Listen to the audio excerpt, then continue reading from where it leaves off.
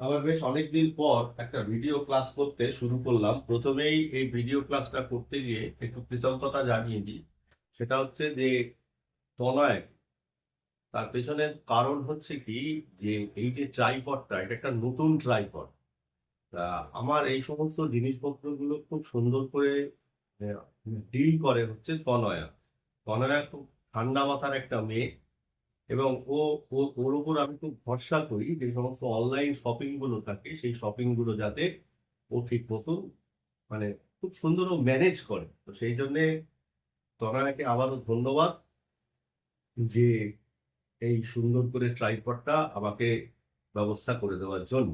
যাই হোক, আমি এখন যে টপিকটা আসবো সেটা হচ্ছে যে ক্লাস 11 ফার্স্ট সেমিস্টারের একটা টপিক। যারা 11 ফার্স্ট সেমিস্টারে পড়ছে তারা আমার কাছে একেবারেই নতুন। মানে তাদের সম্বন্ধে একটুখানি একটা কথা বলি, যে আমি কোনো ভিডিওই খুব একটা দীর্ঘায়িত করি না। তার কারণ এখন আহ, মানুষের সময় হাতে অনেক কম। তো সেই কারণে আমি 10 থেকে 12 মিনিটের ছোট ছোট করে ভিডিও বানিয়ে যে কোনো জিনিসকে পৌঁছে দেওয়ার চেষ্টা করি, যাতে করে একটা সিলেবাসের গতি পায়। তো যাই হোক, আমি ইকোনমিক্সে ক্লাস 11-এ যতটুকু পড়িয়েছিলাম ততটুকু হচ্ছে মেনলি কি, ক্রেতার আচরণ তত্ত্ব পড়েছিলাম। ক্রেতার আচরণ তত্ত্ব মানে হচ্ছে কি, যে একজন ক্রেতা কি আচরণ করে। তাহলে ক্রেতা কি করে? ক্রেতা চাহিদা করে। তাহলে ক্রেতা চাহিদা যখন করে, সেই চাহিদার সূত্র ধরে ক্রেতার উপযোগ রয়েছে, অর্থাৎ ক্রেতা কোনো দ্রব্য বা সেবা সামগ্রী ভোগ করে মানসিক পরিতৃপ্তি পায়। তারপরে আমরা চাহিদার স্থিতিস্থাপকতা দেখেছিলাম, তারপরে নিরপেক্ষ রেখা দেখেছিলাম, তারপরে বাজেট লাইন দেখেছিলাম। এগুলো সমস্ত ক্রেতার আচরণ। তো এই ক্রেতার আচরণের সূত্র ধরে এবার ক্রেতা যে দ্রব্যটা ভোগ করছে, সেই দ্রব্যটা কে তৈরি করছে? সেই দ্রব্যটা তৈরি করছে হচ্ছে উৎপাদক।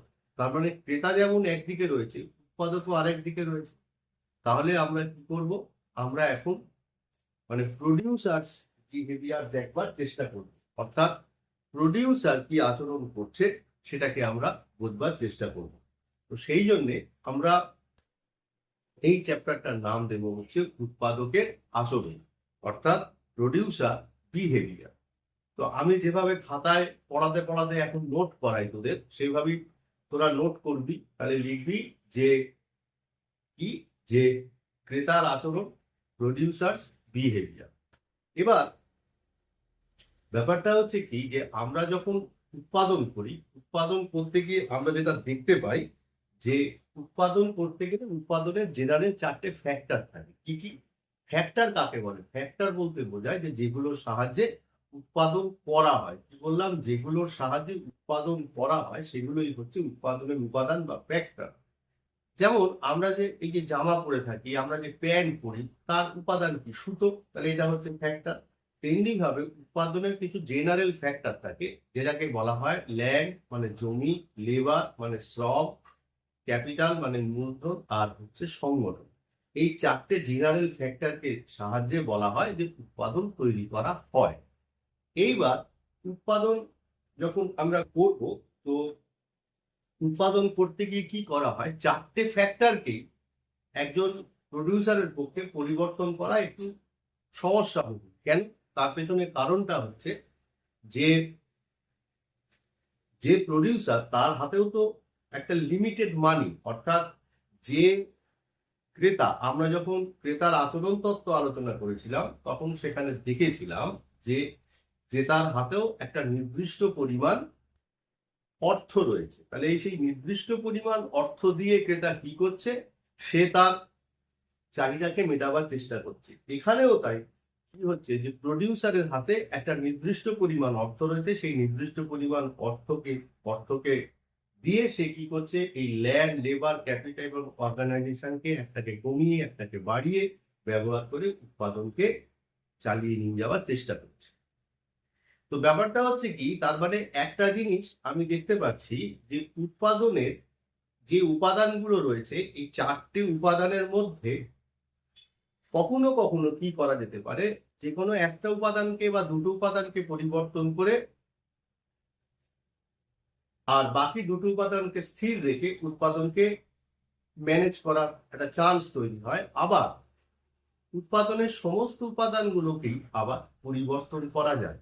প্রথম তোরা খাতায় নোট কর, আমি আস্তে আস্তে বলছি, যে উৎপাদনের কিছু উপাদান স্থির রেখে আর বাকি উপাদানগুলোকে অপরিবর্তিত রেখে আমরা আমরা এই উৎপাদনের ক্ষেত্রে একটা নিয়ম কার্যকর করতে দেখতে পাই, যেটা হচ্ছে পরিবর্তনীয় অনুপাতের নিয়ম।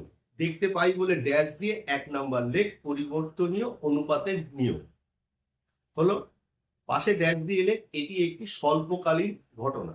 আসবো কেন স্বল্পকালীন ঘটনা। প্যারাগ্রাফ চেঞ্জ কর, প্যারাগ্রাফ চেঞ্জ করে লেখ উৎপাদনের সমস্ত উপাদানগুলিকেই পরিবর্তন ঘটিয়ে আমরা উৎপাদনের ক্ষেত্রে যে প্রক্রিয়াটি দেখতে পাই সেটা হচ্ছে উৎপন্নের মাত্রার নিয়ম, যেটাকে ইংরেজিতে বলা হয় হচ্ছে রিটার্ন টু স্কেল। উৎপন্নের মাত্রার নিয়ম, পাশে ড্যাশ দিয়ে এলে এটি একটি দীর্ঘকালীন ঘটনা। ওয়েট কর, একটু দেখে নিই ভিডিওটা কতক্ষণ হলো।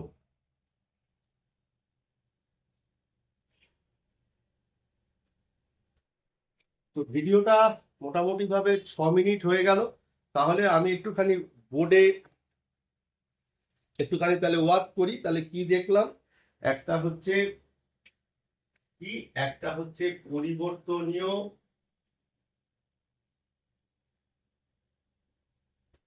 অনুপাতের নিয়ম, এটাকে ইংরেজিতে বলা হয় ল অফ ভ্যারিয়েবল প্রপোর্শন।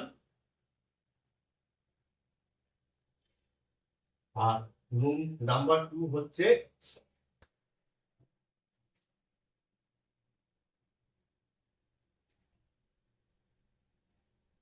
উৎপন্নের মাত্রা নিয়ম, মানে রিটার্ন টু স্কেল। এটা হচ্ছে ইংরেজি। তাহলে এটা হচ্ছে স্বল্পকালীন ঘটনা, এটা হচ্ছে দীর্ঘকালীন ঘটনা।